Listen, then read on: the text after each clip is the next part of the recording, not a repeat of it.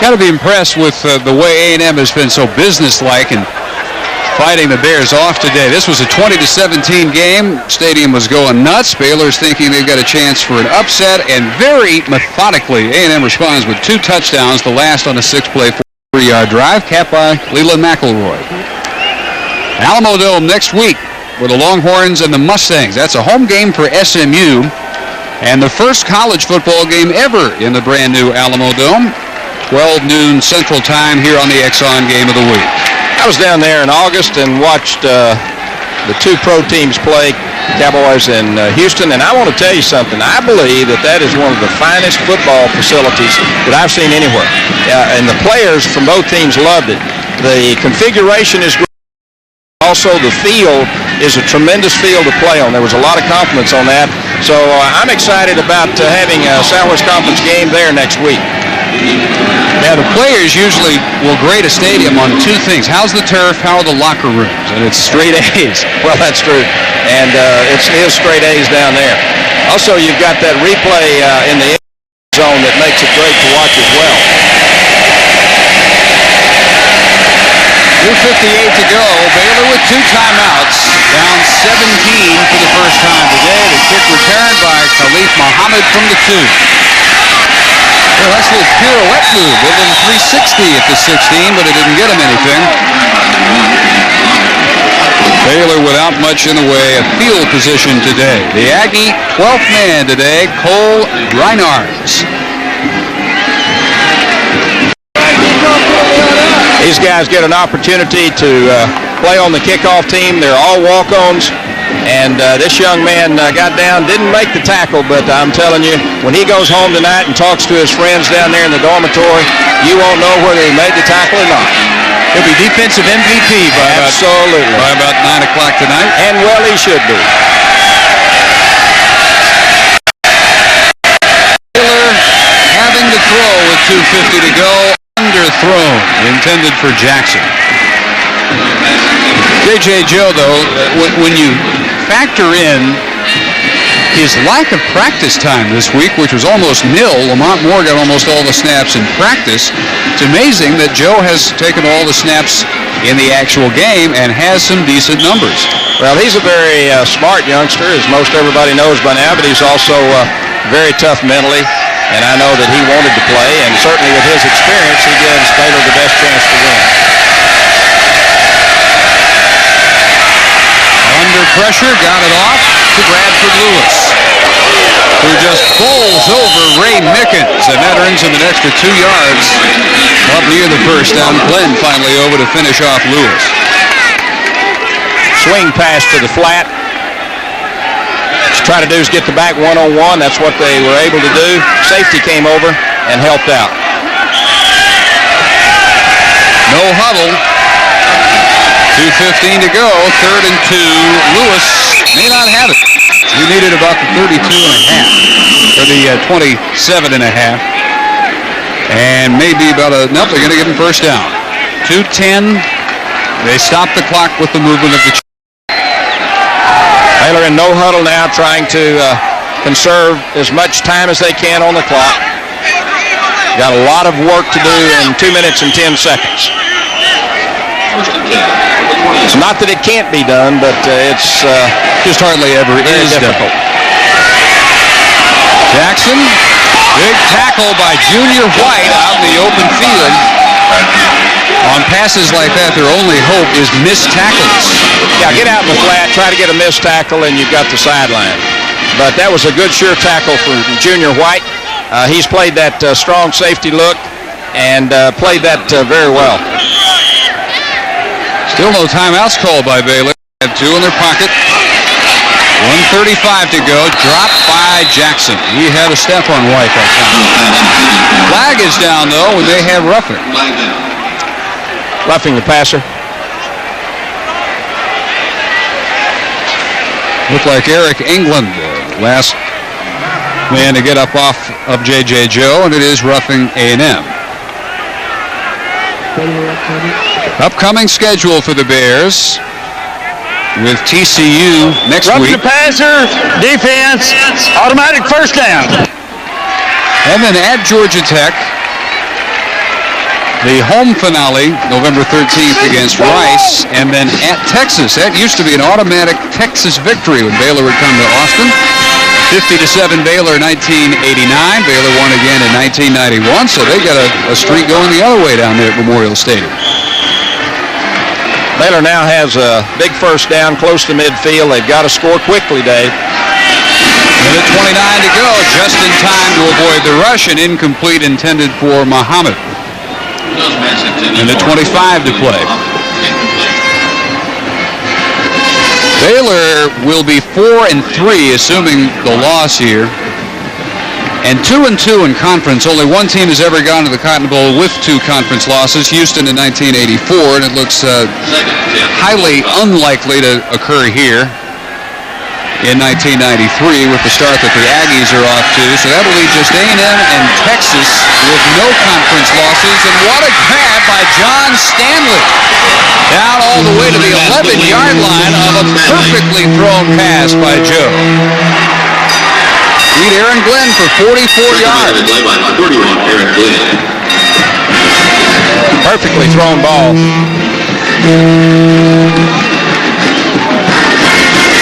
On these deep balls where Joe has hit Stanley, Bronson, and Tigros today, injured or no, he could not have thrown it any better. That was a great adjustment by the wide receiver as well. So, a minute 12 to go. Hope still springing eternal for the Bears, just inside the 10. Goes Lewis, hit by Atkinson, and now the Bears got to think about using the timeouts. They will burn one here with a minute 4 to go. One more timeout left for Baylor. They trail by 17.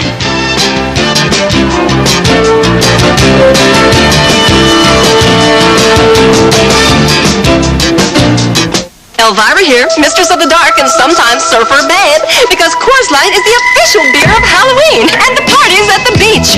Malibu Beach, where you can hang 10. Look, Frankie and Annette. And of course, when it's time to chill, just reach for that cooler of Coors Light. Aged ice cold, never frozen stiff. It's the right beer now for Halloween. Just look for the silver bullet smooth display and dig up your friends now for a party at the beach. Happy Halloween, dudes. 17, your order's ready. It seems as though the creators of value meals have forgotten that value isn't just how much you pay, but how much you get. Well, with Whataburger's new Whata Meals, you get Whataburger quality and value with the genuine Whataburger, Whata Chicken, beef or chicken fajita, or grilled chicken sandwich, each served with hot fries and a cold drink, making all other value meals seem of very little value. Whataburger Whata Meals at participating restaurants. Breakfast Whata Meals also available.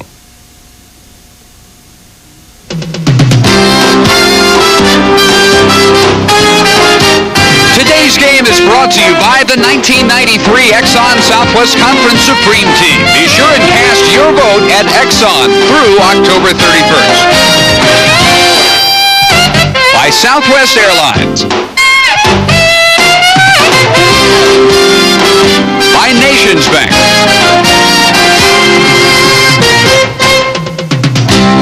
By La Quinta Inns. By your Texas Dodge dealers. And by Dr. Pepper.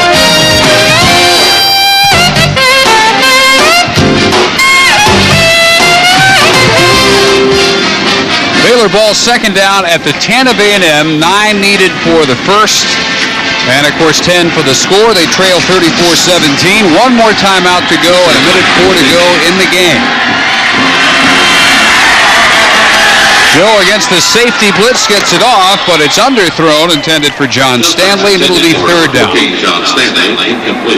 Stanley, who just made the terrific over-the-shoulder catch to get the scoring opportunity as close as it is for the Bears.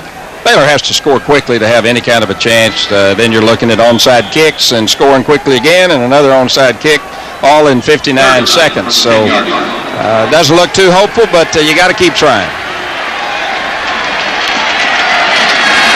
Bronson, who scored the first Bear touchdown, is wide right. Stanley is left. Joe looks that way. Fires to the short man over the middle, and it's dropped by Khalif Muhammad.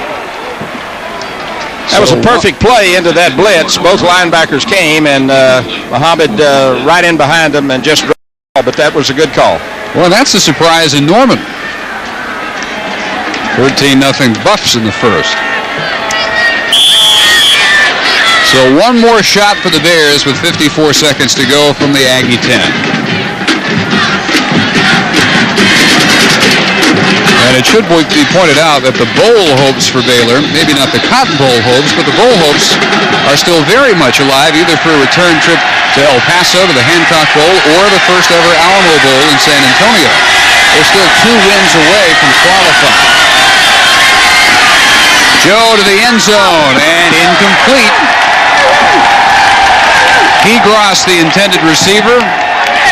Mickens and Glenn on the coverage. Gutsy performance by J.J. Joe, even in the losing cause today. All the way at quarterback. Dave, the standing of the Southwest Conference is very revealing. The new bowl coalition has created something in college football that we used to just dream about. That is that a team can go to a bowl game with 6 victories, 6 1A victories. And we have teams in this league that are striving to get to their first bowl in a long time. Of course, Rice is one of those. And we'll talk about that in a minute, but that's an interesting thing that's happened in this league. It's a storyline that you can follow the whole rest of the year. Tommy Preston is the new quarterback. Leland McElroy, the tailback. Out near the 14. You have 3 reserve spots for the conference. Of course, the champion goes to the Cotton, second place to the Hancock, third place to the Alamo Bowl, if you have 3 qualifiers with 6 Division 1A victories. This is the big concern throughout the league right now, is with everybody playing each other in the last few weeks, will there be teams that have 6 victories? Baylor certainly should be there. They have 4 victories right now, 3 losses. They should be there. They've got a good enough team. The other one is Rice, and the other right now is TCU. Not TCU, but Rice University has a chance. 32-yard pickup by McElroy with 4 seconds. Texas just 1 win, but it is a conference win, and they're unbeaten in the conference at 1-0, taking this week off. And then we've got their game at the Alamo Dome against SMU next week, so their possibilities pretty much boil down to Cotton Bowl or nothing. Well, it's an interesting thing with Texas, too, Dave. They win the rest of their games, they go to the Cotton Bowl. They lose 1 game, win 6 games. That means they're going to beat Baylor. They'll be the second-tier pick if they win at least 6 games. That would mean Hancock. That's right. Final play of the game, Leland McElroy. And the Aggies win it. Although there had to be some doubt somewhere deep inside R.C. Slocum at times this afternoon, because the Bears hung in for most of the day, and the 17-point margin is a little misleading. It was a much closer game than this most of the way. In fact, it was 20-17 A&M beginning the 4th quarter. Well, 10-10 at half.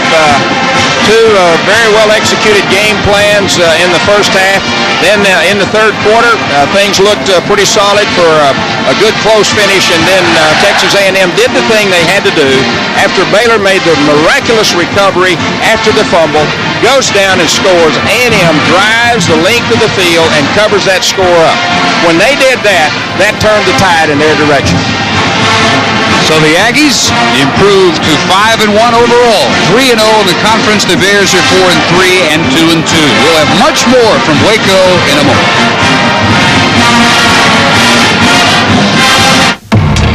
This is the new Dodge Ram, and it comes with something full-size pickups have always been missing, a feature that makes handling loads easier when things turn slippery and can help you steer clear of danger. Because for the first time, the safety of anti-lock brakes is now available on all 4 wheels. New Dodge Ram. The rules have changed. We're taking Texas by the horns, so see your Texas Dodge dealer today. We're a part of the future. We're the heart and the soul.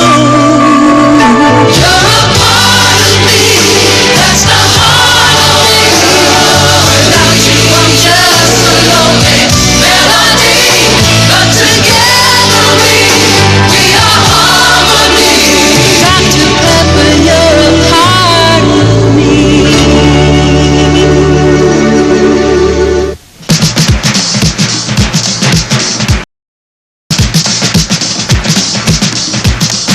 From Red Grange to the modern grace of Olympian Tracy Corkins, the flavor and pageantry of all 21 men's and women's collegiate sports come alive at the NCAA Visitor Center.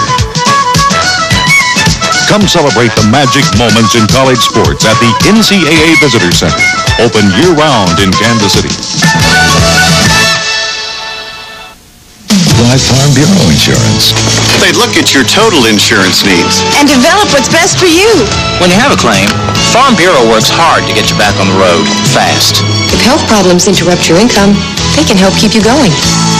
Helping you is what we do best. That's why people across America, from every walk of life, depend on Farm Bureau insurance. Americans like you. For auto, home, and life, call your local Farm Bureau today. Since Baylor's last victory over A&M, 20-15 in '85, the Aggies now 7-0-1 in this series, and they lead at 52-29-9. 34-17 win for the Aggies. Head coach R.C. Slocum joins us. RC, we're talking up here about how mature your fourth quarter performance was when they were right on your necks, just a 3-point lead coming into the quarter. Dave, it's a heck of a ball game. We knew coming up here that we'd be in for a real test. Baylor's got a fine team. They're well coached, and we knew they'd come out and play, and it was an excellent ball game. I thought that both teams played well, and we were able there in the fourth quarter to make some first downs and get some points. We were really happy to win the ball game. You know, RC, we were talking a little bit before the game, and we were talking about the team that wins this game has got a good chance, if they take care of business, to go on and win the conference championship. But the loser can help the other one.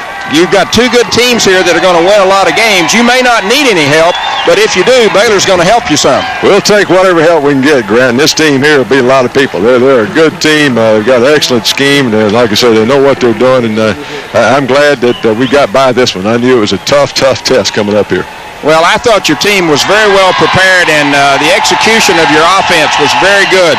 There's some things that Baylor did a good job on, and you just adjusted to them the second half and really did a good job. One question I have is Rodney Thomas okay? He took a pretty good shot down there, RC. Rodney was bruised at halftime. We said we were going to try to limit his play in the second half. He had a deep thigh bruise, and I thought it slowed him up a little bit. And I wasn't used to make him stay out there with an injured leg. And he said, his heart, he said, Coach, I can go. And we said, that's great. But we got two other guys that can go, and I thought they did an excellent job, too. They did a pretty good job against your running game comparatively. Compared to what you're used to, and so you needed the big day through the air, and Corey Pullig had his best day. I thought both teams, for two teams that get no credit for throwing the ball, I thought both of those threw it pretty well at times. I guarantee you, that's right. RC, congratulations. Thanks for stopping by. Thank you. Happy Greg Hill, a big part of the win, 34-17 for Texas A&M. And the target of the first touchdown pass of the day from Corey Pullig. Swing pass out into the flat with blockers from the interior line. Collins takes out the corner man, and there's the big score. Our Texas Dodge Dealers player of the game is Corey Pullig, who was magnificent today. 21 of 28 for 230 yards, 2 touchdowns, and the 1 interception. And Corey, you were catching a little heat from even your fans after the Oklahoma game. It's got to be very gratifying to have come back since then with the improvement that you've shown. Yeah, it's just a great feeling to have all of our guys back. First of all, we got a lot of offensive weapons, and just glad to have them all back. And I think each week I'm just getting better, and that's something that I've got to do as a quarterback, especially in this offense. They're depending on me a little bit this year. Corey, I've heard an old boy from my hometown in Snyder say he'd been to 2 goat ropings and a county fair and thought he had seen everything. Well, that pass that you threw today was a sensational pass. You were under control. You scrambled out. And then, of course, Mitchell, boy, did he do a great job for you. Tell a little bit about your thinking on that play. Well, I had a little pressure up front, so I just decided to